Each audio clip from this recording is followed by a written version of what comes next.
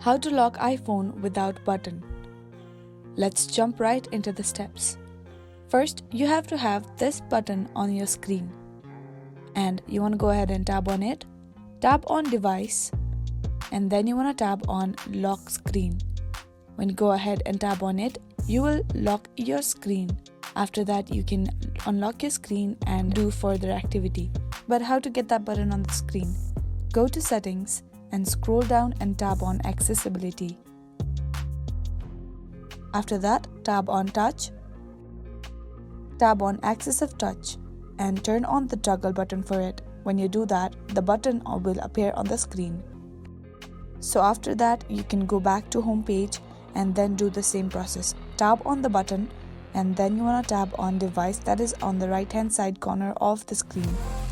After that, tap on lock screen and you'll be able to lock iPhone without button. I really hope this video helped you out. Thank you so much for watching till the very end.